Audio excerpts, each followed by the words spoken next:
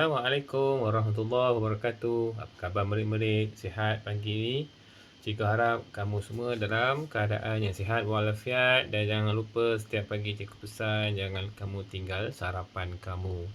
Baik, hari ini kita akan sambung pelajaran kita iaitu kepentingan tubuh haiwan.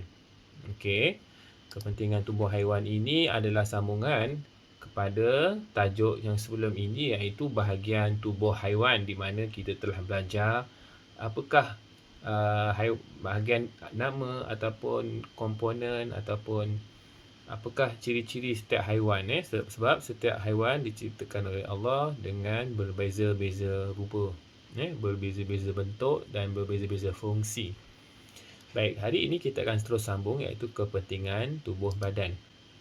Jadi sebelum itu, cikgu nak pesan apakah yang kita akan belajar. Apa yang kamu semua akan belajar. Hari ini kamu akan tahu bagaimanakah hubung kait bahagian tubuh badan haiwan dengan kepentingannya. Kedua, kamu akan tahu untuk menjelaskan melalui contoh bahagian yang terdapat pada tubuh badan. Dan yang ketiga, kamu boleh mengiklak bahawa terdapat haiwan yang berlainan mempunyai bahagian tubuh yang serupa. Apa Baik, kita sambung.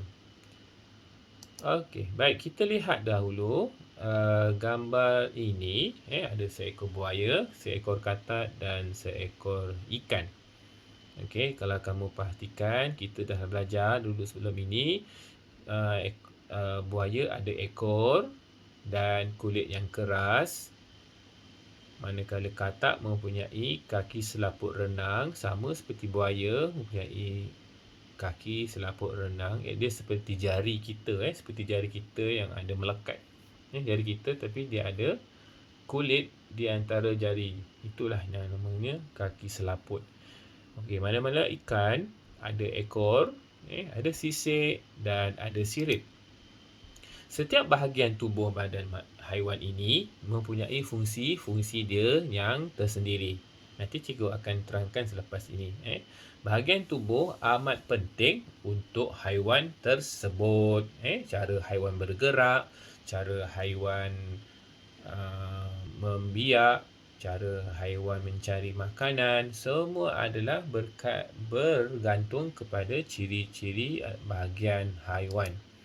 Seperti contohnya ekor pada ikan dan buaya, dia membantu mereka untuk berenang mengikut arah-arah tertentu. Manakala sirip pada ikan dan kaki selaput renang pada buaya dan katak ini membantu haiwan ini untuk berenang. Dia sama seperti macam mana orang diver ataupun kalau kita menyelam, nanti penyelam tu akan pakai satu kasut yang serupa fungsinya seperti kaki selaput renang supaya diver tu dapat berenang dengan cepat. Okey, seterusnya ialah kita tengok haiwan yang seterusnya, kerbau dan badak sumbu.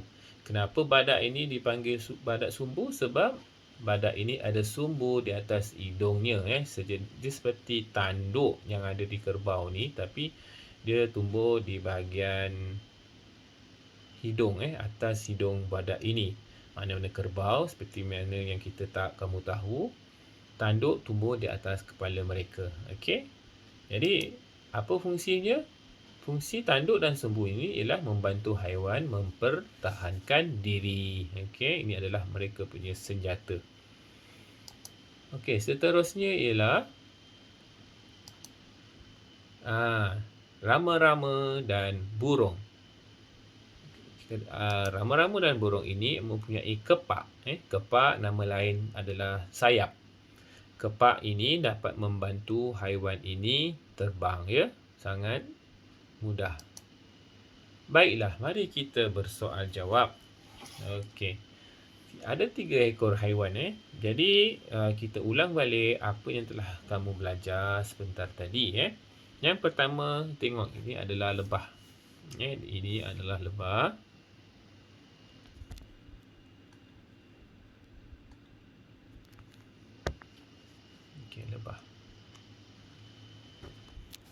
Sebentar.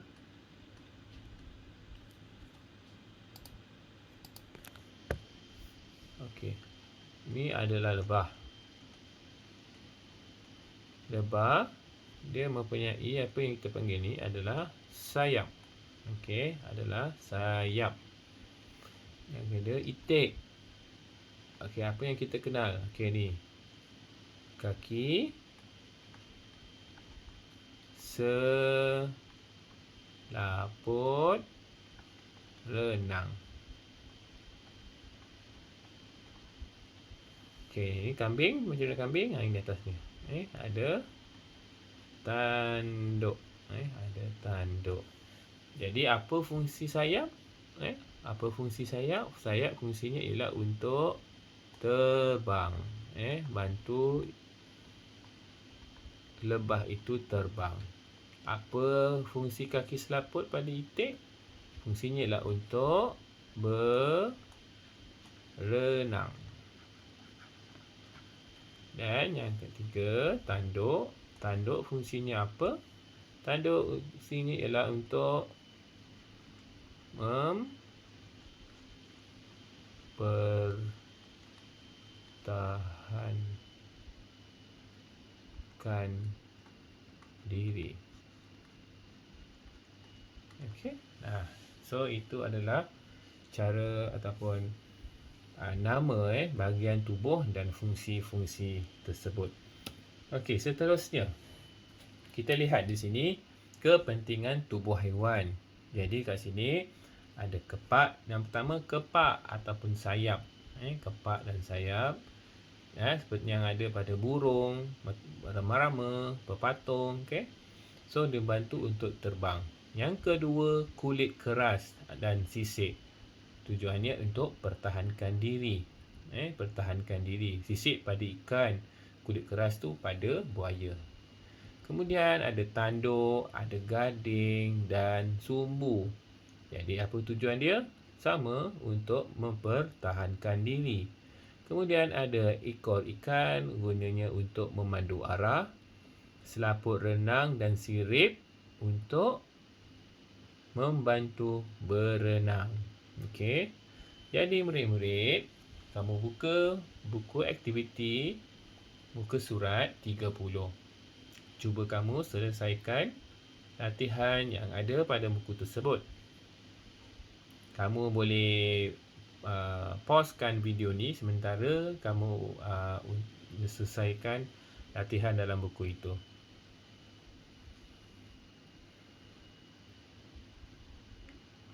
Okey. Baik. Nampaknya kamu dah siap. Alright. Kita teruskan. Okey, hari ni, sekarang ni kita akan buat haiwan-haiwan. Kita akan kelaskan haiwan-haiwan ini mengikut kumpulan-kumpulan. Dan kita lihat apakah persamaan dan perbezaan kumpulan haiwan ini. Okey.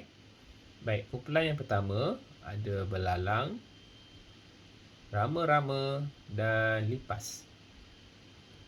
Kumpulan kedua ada siput, ada ketam dan kerang ataupun tiram. Tiram. Baiklah. Apakah persamaan? Soalannya ialah nyatakan bahagian tubuh yang sama pada kumpulan ini.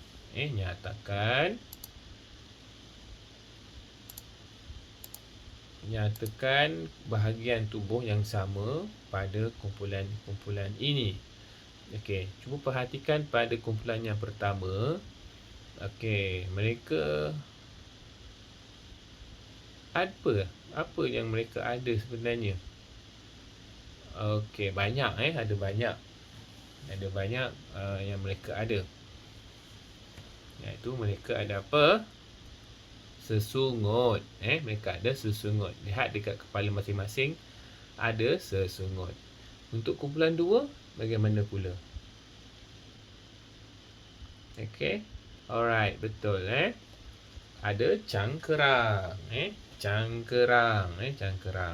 Baik, berdasarkan gambar kumpulan 1 dan kumpulan 2, cuba namakan haiwan lain yang mempunyai bahagian tubuh yang sama. Bahagian tubuh yang sama maknanya cari haiwan yang ada sesungut dan juga haiwan yang ada cangkerang. Okey. Cuba kamu fikirkan. 3, 2, 1. Okey. Alright. Yang ni apa? Yang ini adalah pepatung ataupun dragonfly. Yang ini kura-kura. Kura-kura. Pepatung mempunyai sungut dan juga sayap sebenarnya. Pepatung ada sesungut dan juga kepak. Belalang pun turut ada kepak. Dan lipas pun turut juga ada kepak. Jadi dia ada dua lah dekat sini. Okey, kumpulan yang kedua cangkerang. Cangkerang tujuannya ialah untuk melindungi diri daripada musuh. Okey. Baik. Untuk ini murid-murid diminta untuk membuat latihan dalam buku aktiviti sains muka surat 31. Okey. Seterusnya adalah kita nak labelkan dan jawab soalan yang berikut. Okey, kita ada 3 jenis serangga, 3 jenis serangga, rama-rama, pepatung, dragonfly ataupun dan juga lebah. Baik, apakah nama komponen yang ditunjukkan dalam kotak oranye tersebut? Kamu dapat jawab tak? Okey, betul Yang itu sebenarnya adalah kepak. Dragonfly pun atau kepak dan juga lebah turut ada kepak. Okey. Jadi, soalan yang pertama yang perlu kamu jawab adalah adakah haiwan ini sama? Sama atau tidak? Okey, betul. Dia tidak sama, Tak sama. Bentuk mereka tidak sama. Okey, soalan yang kedua. Adakah haiwan ini mempunyai bahagian tubuh yang serupa? Ya atau tidak? Bahagian tubuh kat sini istilahnya ialah bahagian tubuh. Bahagian tubuh. Jadi sama atau tak? Ya, sama. Apakah bahagian tubuh yang sama? Kepak. Okey, kepak. Rama-rama ada kepak. Pepatung ada kepak. Lebah pun ada kepak. Jadi, kesimpulannya ialah terdapat haiwan yang berlainan tetapi mempunyai bahagian tubuh yang serupa. Itu yang dikatakan, kita serupa tapi tak samalah. Baik, macam buaya, itik dan katak. Mereka tak sama tapi mereka serupa. Apa mereka serupa? Mereka ada kaki selaput renang. Mereka ada kaki selaput renang. Itu yang sama, iaitu bahagian tubuh yang serupa. Jangan lupa ada latihan, buku latihan aktiviti sains muka surat 32 dan 33. Jom kita buat latihan. Namakan bahagian tubuh yang terdapat pada haiwan ini. Ini ialah apa? Betul. Ini adalah ayam. Hari-hari kamu makan dia. Baik, kita tengok A. A itu apa? Paruh. Nama dia paruh. B. Apakah ia? Betul. Kepak. Kepak atau sayap. Awak suka makan ayam goreng kepak kan? Itu yang sedap tu, kepak. Yang ketiga, kaki. Dan yang keempat, bulu pelepah. Bulu pelepah. Seterusnya. Nyatakan kepentingan bahagian tubuh ini kepada haiwan. Gambar yang pertama apa dia? Tengok. Dia seperti jari tetapi dia ada kulit yang bercantum antara jari itu. Itu kita namakan sebagai apa? Okey, betul. Kaki selaput renang. Fungsinya untuk apa? Berenang. Okey, yang kedua, gambar B. Dia adalah kepak ataupun sayap. Apa fungsi dia? Untuk terbang. C dan terakhir itu adalah siput. Siput ini ada cangkerang. Jadi apakah fungsi cangkerang? Ya, melindung diri, melindungi diri. Baik. Mari kita imbas kembali bahagian tubuh haiwan yang telah kita belajar. Okey, yang pertama, paruh, sisik pada ikan, sirip pada ikan, kepala.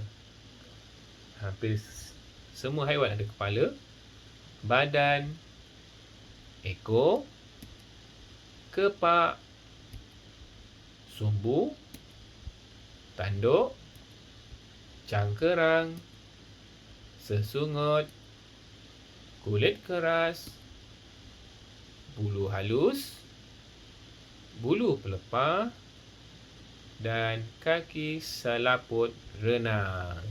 Jadi sini adalah semua anggota-anggota badan haiwan dan setiap anggota badan haiwan ini mempunyai fungsi-fungsi yang berbeza-beza.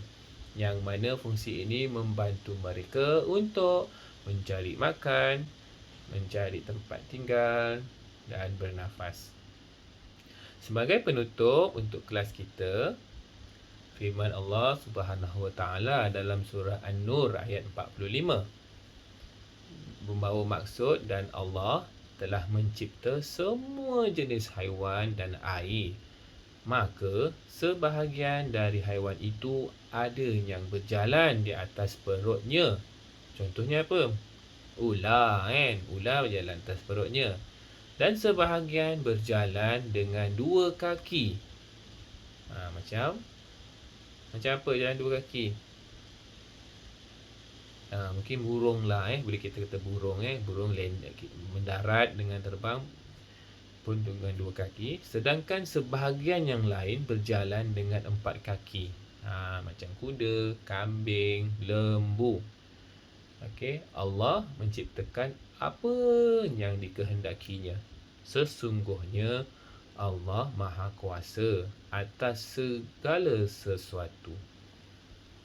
Betapa hebatnya, betapa besarnya kuasa Allah Subhanahu Wa Taala kerana Dia menciptakan kita. Selain menciptakan kita, Dia mencipta haiwan dalam pelbagai rupa, pelbagai jenis, pelbagai fungsi yang berguna sebenarnya untuk manusia. Okey, itu saja kelas kita pada pagi ini. Selamat belajar. Assalamualaikum. Bye.